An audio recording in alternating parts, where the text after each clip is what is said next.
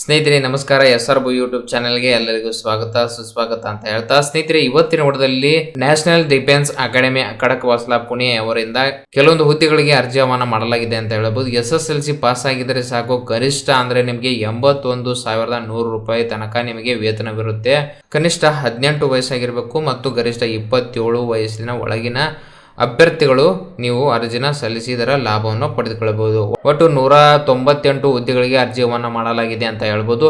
ಹಾಗಿದ್ರೆ 14 ವಿಭಾಗದಲ್ಲಿ ಅರ್ಜಿ ಆಹ್ವಾನ ಮಾಡಲಾಗಿದೆ ಅಂತ ಹೇಳ್ಬೋದು. ಲೋವರ್ ಡಿವಿಷನ್ ಕ್ಲಾರ್ಕ್ ಆಗಿರ್ಬೋದು, ಸ್ಟೆನೋಗ್ರಾಫರ್ ಆಗಿರ್ಬೋದು, ಡ್ರಾಫ್ಟ್ಸ್ಮನ್ ಆಗಿರ್ಬೋದು, ಹೀಗೆ ಬೇರೆ ಬೇರೆ ರೀತಿಯ ವಿಭಾಗದಲ್ಲಿ ನಿಮಗೆ ಅರ್ಜಿನ ಆಹ್ವಾನ ಮಾಡಲಾಗಿದೆ ಅಂತ ಹೇಳ್ಬೋದು. ನಂತರ ಇಲ್ಲಿ ಕುಕ್ ಕೂಡ ಇದೆ, 14 ಪೋಸ್ಟ್ಗಳಿವೆ. ಅದರ ಜೊತೆಗೆ ನೀವು ಕಾರ್ಪೆಂಟರ್ ಕೆಲಸ ಮಾಡ್ತೀವಿ ಅದು ಕೂಡ ಇದೆ, ಫೈರ್ ಮ್ಯಾನ್ ಇದೆ. ನಂತರ ಬೇರೆ ಬೇರೆ ಇಲ್ಲಿ ನೋಡಿ TS ಸೈಕಲ್ ರಿಪೇರ್ ಅಂತ ಇದೆ, ನಂತರ ಫೈರ್ ಮ್ಯಾನ್ ಅಂತ ಇದೆ, ನಂತರ ಬೂಟ್ ರಿಪೇರ್ ಮತ್ತು MTS ಕೂಡ ಇದರಲ್ಲಿ ಅರ್ಜಿ ಆಹ್ವಾನ ಮಾಡಲಾಗಿದೆ ಅಂತ ಹೇಳ್ಬೋದು. ಸ್ನೇಹಿತರೆ ಈಗಾಗಲೇ 27/1/2023 ಅರ್ಜಿ ಆಹ್ವಾನ ಮಾಡಲಾಗಿದೆ ಅಂತ ಹೇಳ್ಬೋದು. ನೀವು ಅರ್ಜಿನ ಸಲ್ಲಿಸಲಿಕ್ಕೆ ಬೈದ್ರಿ SSLC ಪಾಸ್ ಆಗಿದ್ರೆ ನೀವು ಕೂಡ ಅರ್ಜಿನ ಸಲ್ಲಿಸಬಹುದು. ಸ್ನೇಹಿತರೆ ನೋಡ್ಬೋದು ಇಲ್ಲಿ SC ST ಅವರಿಗೆ 5 ವರ್ಷ ಸಡಲಿಕೆ ಕೊಟ್ಟಿದ್ದಾರೆ. ನಂತರ OBC ಕಾಸ್ಟ್ನವರಿಗೆ 3 ವರ್ಷ, ನಂತರ PWD ಮತ್ತು ESW ಅಪ್ಲಿಕೇಬಲ್ ಅಂತ ಇಲ್ಲಿ ಕೊಟ್ಟಿದ್ದಾರೆ. ಓಕೆ, ನಂತರ ಸ್ನೇಹಿತರೆ ನೋಡಬಹುದು ಇಲ್ಲಿ ಕೆಲವೊಂದು ಲೋವರ್ ಡಿವಿಷನ್ ಕ್ಲಾರ್ಕ್ 3 ಪೋಸ್ಟ್ ಇದೆ. ನಂತರ ಇಲ್ಲಿ MTS 7 ಪೋಸ್ಟ್ ಇದೆಯಲ್ಲ, ಈ 2 ಪೋಸ್ಟ್ಗಳಿಗೆ ರಿಸರ್ವ್ಡ್ ಫಾರ್ ಅಂದರೆ ಡಿಸಬಿಲಿಟಿ ಏನು ಪರ್ಸನ್ ಇರ್ತಾರೆ ಅಂಥವರಿಗೆ ಇಲ್ಲಿ ಕೆಲವೊಂದು ಕೊಟ್ಟಿದ್ದಾರೆ. MD ಅಂದರೆ ಮಲ್ಟಿಪಲ್ ಡಿಸಬಿಲಿಟಿ ಆಗಿರ್ಬೋದು, OH ಅಂದರೆ ಆರ್ಥೋಪೆಡಿಕ್ ಹ್ಯಾಂಡಿಕ್ಯಾಪ್ಟೆಡ್ ಆಗಿರ್ಬೋದು, ಅದರಲ್ಲಿ BL ಅಂದರೆ ಬೋತ್ ಲೆಗ್ ಬರುತ್ತೆ ಮತ್ತು OL ಅಂದರೆ 1 ಲೆಗ್ ಅಂತ ಬರುತ್ತೆ. ನಂತರ HH ಹೇರಿಂಗ್ ಹ್ಯಾಂಡಿಕ್ಯಾಪ್ಟೆಡ್ ಕೂಡ ಬರುತ್ತೆ. ಓಕೆ, ಅದೇ ರೀತಿ VI ಅಂದರೆ ವಿಜುವಲ್ ಇಂಪೇರ್ಡ್ ಅಂತ ಬರುತ್ತೆ. ಓಕೆ, ಅಂದರೆ ಇದು ಲೋ ವಿಷನ್ ಡಿಸಬಿಲಿಟಿ ಅಂದರೆ 40%ನಿಂದ 80% ಕೊಟ್ಟಿದ್ದಾರೆ. ಲೋ ವಿಷನ್ ಅಂದರೆ ಕಣ್ಣಿಗೆ ಸಂಬಂಧಪಟ್ಟಿರುತ್ತೆ. ಈ ರೀತಿ ನೀವು ಡಿಸಬಿಲಿಟಿನ ಹೊಂದಿದ್ದರೆ ನಿಮ್ಮ ಹತ್ರ ಸರ್ಟಿಫಿಕೇಟ್ ಇದ್ದರೆ ನೀವು ಅದನ್ನ ಎಸ್ ಅಂತ ಕ್ಲಿಕ್ ಮಾಡ್ಬೋದು. ಆ ಸರ್ಟಿಫಿಕೇಟ್ ನಂಬರ್ ಹಾಕಿ ಇದು ರಿಸರ್ವೇಷನ್ನ ತೆಗೆದುಕೊಳ್ಬೋದು. ಈಗಾಗಲೇ ವೆಬ್ಸೈಟ್ನ ಲಿಂಕ್ನ ಕೊಟ್ಟಿದ್ದಾರೆ. ಈ ಲಿಂಕ್ನ ನಾನು ಡಿಸ್ಕ್ರಿಪ್ಷನಲ್ಲಿ ಕೂಡ ಕೊಡ್ತೀನಿ. ಅದ್ರ ಮೇಲೆ ಕ್ಲಿಕ್ ಮಾಡಿದಾಗ ಈ ರೀತಿ ವೆಬ್ಸೈಟ್ ಓಪನ್ ಆಗುತ್ತೆ. ಜಸ್ಟ್ ಅದರ ಮೇಲೆ ಕ್ಲಿಕ್ ಮಾಡಿದ್ರೆ ಈ ರೀತಿ ವೆಬ್ಸೈಟ್ ಓಪನ್ ಆಗುತ್ತೆ. ಓಕೆ, ನಂತರ ಸ್ನೇಹಿತರೆ ಈಗಾಗಲೇ 27/1/2023 ಏನು ಮಾಡಿದ್ದಾರೆ, ಅರ್ಜಿ ಆಹ್ವಾನ ಮಾಡಲಾಗಿದೆ ಅಂತ ಹೇಳ್ಬೋದು. ಅಲ್ಲಿಂದ 21 ದಿನ ತನಕ ನೀವು ಅರ್ಜಿನ ಸಲ್ಲಿಸ್ಬೋದು. 21 ದಿನದ ನಂತರ ಏನಾಗುತ್ತೆ, ಅರ್ಜಿ ಏನಾಗುತ್ತೆ, ಎಕ್ಸಿಟ್ ಆಗುತ್ತೆ ಅಂತ ಹೇಳ್ಬೋದು. ನಂತರ ಸ್ನೇಹಿತರೆ ಈ ರೀತಿ ವೆಬ್ಸೈಟ್ ಓಪನ್ ಆಗುತ್ತೆ ನೋಡ್ಬೋದು. ಈ ರೀತಿ ವೆಬ್ಸೈಟ್ ಓಪನ್ ಆದ ಇಲ್ಲಿಗೆ click here to apply login ಅಂತ ಇರುತ್ತೆ. ಜಸ್ಟ್ ಅದರ ಮೇಲೆ ಕ್ಲಿಕ್ ಮಾಡಿಕೊಂಡ್ರೆ ಇಲ್ಲಿ ನಿಮಗೆ ಒಂದು ಇಂಟರ್ಫೇಸ್ ಈ ರೀತಿ ಓಪನ್ ಆಗುತ್ತೆ. ಇಲ್ಲಿ ಯೂಸರ್ ನೇಮ್ ಮತ್ತು ಪಾಸ್ವರ್ಡ್ನ ಹಾಕಿ ಕ್ಯಾಪ್ಚಾ ಕೋಡ್ನ ಹಾಕಿ ಲಾಗಿನ್ ಮಾಡ್ಕೊಳ್ಬೋದು. ಈಗಾಗಲೇ ನೀವು ರಿಜಿಸ್ಟ್ರೇಷನ್ ಮಾಡ್ಕೊಂಡಿದ್ರೆ ನಂತರ ಕೆಳಗಡೆ ಇಲ್ಲಿ ಕ್ರಿಯೇಟ್ ನ್ಯೂ ಅಕೌಂಟ್ ಅಂತ ಇದೆ. ಈಗಾಗಲೇ ಹೊಸದಾಗಿ ನೀವು ಅರ್ಜಿನ ನೀವು ಸಲ್ಲಿಸಬೇಕಿದ್ರೆ ಇಲ್ಲಿ ಕ್ರಿಯೇಟ್ ನ್ಯೂ ಅಕೌಂಟ್ ಮೇಲೆ ಕ್ಲಿಕ್ ಮಾಡಿದಾಗ ಇಲ್ಲಿ ನೋಟಿಫಿಕೇಷನ್ಗೆ ನಿಮಗೆ ಗೈಡ್ಲೈನ್ ಬರುತ್ತೆ, ಏನೇನು ಫಿಲ್ ಮಾಡಬೇಕಂತ. ಇಲ್ಲಿ ಬಿಫೋರ್ ಇನ್ಸ್ಟ್ರಕ್ಷನ್ ಕೂಡ ಕೊಟ್ಟಿದೆ. ಅಡ್ವರ್ಟೈಸ್ನ ನೀವು ನೋಡಿಕೊಂಡು ಅರ್ಜಿನ ಸಲ್ಲಿಸ್ಬೋದು. ಓಕೆ, ನಂತರ ನೇಮು, ಡೇಟ್ ಆಫ್ ಬರ್ತು ಇವು ಎಲ್ಲವೂ ಕೂಡ ಏನಾಗಿರಬೇಕು, ನಿಮ್ಮ SSLC ಮಾರ್ಕ್ಸ್ಗಳಲ್ಲಿ ಯಾವ ರೀತಿ ಇರುತ್ತೆ ಅದೇ ರೀತಿ ನೀವು ಹಾಕ್ಕೊಳ್ಬೇಕಾಗುತ್ತೆ. ನಂತರ ಇಲ್ಲಿ ನೀವು ಸ್ಟೇಟ್ನ ಸೆಲೆಕ್ಟ್ ಮಾಡ್ಕೊಳ್ಬೋದು. ನಂತರ ಇಲ್ಲಿ mobile number, email ID valid ಇರಬೇಕು, ಯಾಕಂದರೆ ಅದಕ್ಕೆ OTP ಬರುತ್ತೆ. OTP ಹಾಕ್ಕೊಂಡು ನೀವು ಇಲ್ಲಿ ವೆರಿಫೈ ಮಾಡಬೇಕಾಗುತ್ತೆ. ನಂತರ ಇಲ್ಲಿ ಸ್ಟ್ರಾಂಗ್ ಪಾಸ್ವರ್ಡ್ನ ಹಾಕ್ಕೊಳ್ಬೇಕಾಗುತ್ತೆ. ನೋಡಿ ಇಲ್ಲಿ ಪಾಸ್ವರ್ಡ್ ಕೂಡ ಇಲ್ಲಿ ಏನು ಮಾಡಿದ್ದಾರೆ, ನಾಟ್ ಶೇರ್ ಅಂತ ಕೊಟ್ಟಿದ್ದಾರೆ. ಯಾವುದೇ ರೀತಿ ನಿಮ್ಮ ಪಾಸ್ವರ್ಡ್ನ ಶೇರ್ ಮಾಡ್ಕೊಳ್ಳಿಕ್ಕೆ ಹೋಗ್ಬಿಡಿ.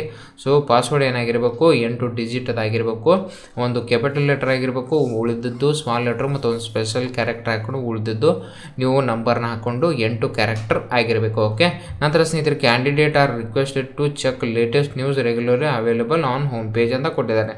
ಅರ್ಜಿ ಸಲ್ಲಿಸಿದ ನಂತರ ಇದ್ರ ಬಗ್ಗೆ ಮಾಹಿತಿ ಬೇಕಾದರೆ ಈ ವೆಬ್ಸೈಟ್ನ ಹೋಮ್ ಪೇಜ್ಗೆ ಹೋಗಿ ಅಲ್ಲಿ ಅದರ ಮಾಹಿತಿನ ಪಡ್ಕೊಳ್ಬೋದು. ನಂತರ ಇಲ್ಲಿ ಫಸ್ಟ್ ನೇಮ್ ಆಗಿರ್ಬೋದು, ಮಿಡಲ್ ನೇಮು ಯಾವ ರೀತಿ ಇದೆ SSLC ಮಾರ್ಕ್ಸ್ ಕಾರ್ಡಲ್ಲಿ ಹಾಕ್ಕೊಳ್ಬೇಕಾಗುತ್ತೆ. ನಂತರ ಇಲ್ಲಿ ಲಾಸ್ಟ್ ನೇಮ್ ಹಾಕ್ಕೊಳ್ಳಿ. ನಂತರ ಇಲ್ಲಿ ಇಂಪಾರ್ಟೆಂಟ್ ಏನು ಕೊಟ್ಟಿದ್ದಾರೆ ಅಂದರೆ ಡೇಟ್ ಆಫ್ ಬರ್ತ್ನ ಕೊಟ್ಟಿದ್ದಾರೆ. 16 ಫೆಬ್ರವರಿ 1974ರಿಂದ 16 ಫೆಬ್ರವರಿ 2006 ಒಳಗೆ ಇರುವಂಥ ಅಭ್ಯರ್ಥಿಗಳು ಮಾತ್ರ ಅರ್ಜಿನ ಸಲ್ಲಿಸ್ಬೋದು. ಅಂದರೆ ಮೊಬೈಲ್ ನಂಬರ್ ಹಾಕೊಳ್ಳಿ. ಇಲ್ಲಿ ಇಮೇಲ್ಗೆ ಲಾಗಿನ್ ನೇಮ್ ಅಂತ ಕೇಳ್ತಾ ಇದೆ. ಅಂದರೆ ನಿಮ್ಮ ಲಾಗಿನ್ ನೇಮ್ ಏನಾಗಿರುತ್ತೆ, ನಿಮ್ಮ ಇಮೇಲ್ ID ಇರುತ್ತೆ. ಇಮೇಲ್ ID ಹಾಕ್ಕೊಂಡು ಪಾಸ್ವರ್ಡ್ 2 ಸತಿ ಹಾಕ್ಕೊಂಡು ಮೇಲ ಅಥವಾ ಪೇ ಮೇಲ ಅಂತ ಕೇಳುತ್ತೆ, ಅದನ್ನ ಸೆಲೆಕ್ಟ್ ಮಾಡ್ಕೊಳ್ಳಿ. ನಂತರ ಇಲ್ಲಿ ರಿಜಿಸ್ಟರ್ ಮೇಲೆ ಕ್ಲಿಕ್ ಮಾಡ್ಕೊಳ್ಳಿ. ಓಕೆ, ನಂತರ ಸ್ನೇಹಿತರೆ ರಿಜಿಸ್ಟ್ರೇಷನ್ ಆದ ನಂತರ ಇಲ್ಲಿ ನಿಮ್ಮ ಇಮೇಲ್ ID ಮತ್ತು ಪಾಸ್ವರ್ಡ್ ಹಾಕೊಂಡು ಲಾಗಿನ್ ಮೇಲೆ ಕ್ಲಿಕ್ ಮಾಡಿದಾಗ ಈ ರೀತಿ ಓಪನ್ ಆಗುತ್ತೆ.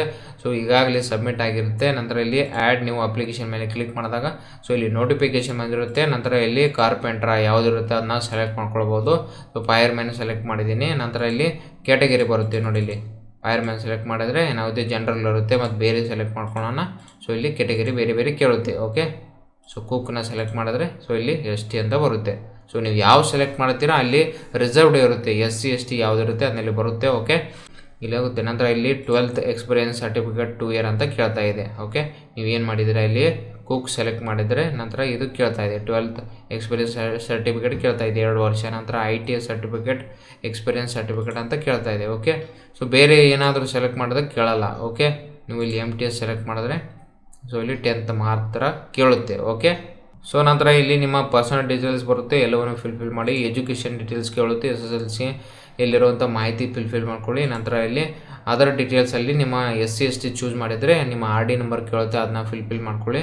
ನಂತರ ಇಲ್ಲಿ ಅಪ್ಲೋಡ್ ಡಾಕ್ಯುಮೆಂಟ್ಸ್ ಬಂದಾಗ ನಿಮ್ಮ ಫೋಟೋ ಏನಾಗಿರಬೇಕು 50 KB ಒಳಗಡೆ ಇರಬೇಕು, ನಿಮ್ಮ ಸಿಗ್ನೇಚರ್ ಏನಾಗಿರಬೇಕು 25 KB ಆಗಿರಬೇಕು. ನಿಮ್ಮ ID ಅಂತ ಬಂದಾಗ ಆಧಾರ್ ಕಾರ್ಡ್ ಸಂಖ್ಯೆನಲ್ಲಿ ಹಾಕ್ಕೊಂಡು 50 KB ಒಳಗಡೆ ನೀವು ಅಪ್ಲೋಡ್ ಮಾಡಬೇಕು. JPG ಫೈಲಲ್ಲಿ ಇದ್ದರೂ ಕೂಡ ನಡೆಯುತ್ತೆ. ನಂತರ ಇಲ್ಲಿ 10th ಸರ್ಟಿಫಿಕೇಟ್ನ 75 KBಯಲ್ಲಿ ನೀವು ಅಪ್ಲೋಡ್ ಮಾಡಬೇಕಾಗುತ್ತೆ. ಓಕೆ, ನಂತರ ಕೊನೆಯದಾಗಿ ಡಿಕ್ಲರೇಷನ್ ಬರುತ್ತೆ, ಎಲ್ಲವನ್ನು ಚೆಕ್ ಬಾಕ್ಸ್ ಮೇಲೆ ಕ್ಲಿಕ್ ಮಾಡಿಬಿಟ್ಟು ಪ್ಲೇಸ್ ಹಾಕ್ಕೊಂಡು ಕೊನೆಯದಾಗಿ ನೀವು ಸಬ್ಮಿಟ್ ಮಾಡಿದ್ರೆ ಏನಾಗುತ್ತೆ, ನಿಮ್ಮ ಅಪ್ಲಿಕೇಶನ್ ಸಬ್ಮಿಟ್ ಆಗುತ್ತೆ. ಸ್ನೇಹಿತರೆ, ಇವತ್ತಿನ ವಿಡಿಯೋದಲ್ಲಿ ನಾನು NDAಯಲ್ಲಿ ಬರುವಂಥ ಗ್ರೂಪ್ C ಹುದ್ದೆಗಳಿಗೆ ಅರ್ಜಿ ಯಾವ ರೀತಿ ಸಲ್ಲಿಸಬೇಕು ಅದ್ರ ಬಗ್ಗೆ ಮಾಹಿತಿನ ತಿಳಿಸಲಿಕ್ಕೆ ಈ ಒಂದು ವಿಡಿಯೋನ ಮಾಡಿದ್ದೀನಿ ಅಂತ ಹೇಳ್ಬೋದು. ಖಡಕ್ ವಾಸ್ಲಾ ಅಲ್ಲಿ ಬರುವಂಥ NDA ಅಕಾಡೆಮಿಯಲ್ಲಿ ಗ್ರೂಪ್ C ಹುದ್ದೆಗಳಿಗೆ ನೀವು ಅರ್ಜಿನ ಸಲ್ಲಿಸಲಿಕ್ಕೆ ಬಯಸಿದರೆ ಇದೊಂದು ಒಳ್ಳೆಯ ಅವಕಾಶ ಅಂತ ಹೇಳ್ಬೋದು. ನೀವು ಅರ್ಜಿ ಸಲ್ಲಿಸಿ ಇದರ ಲಾಭವನ್ನು ಪಡೆದುಕೊಳ್ಬೋದು ಅಂತ ಹೇಳ್ತೀನಿ. ಸ್ನೇಹಿತರೆ, ಈ ವಿಡಿಯೋ ನಿಮಗೆ ಇಷ್ಟವಾಗಿದ್ದರೆ ಲೈಕ್ ಮಾಡಿ, ಸಬ್ಸ್ಕ್ರೈಬ್ ಮಾಡಿ, ತಮ್ಮ ಬಂಧು ಮಿತ್ರರಿಗೆ ಶೇರ್ ಮಾಡಿ ಅಂತ ಹೇಳ್ತಾ ಅಲ್ಲಿವರೆಗೆ ಮುಂದಿನ ವಿಡಿಯೋದಲ್ಲಿ ಭೇಟಿ ಆಗ್ತೀನಿ. ಜೈ ಹಿಂದ್, ಜೈ ಕರ್ನಾಟಕ.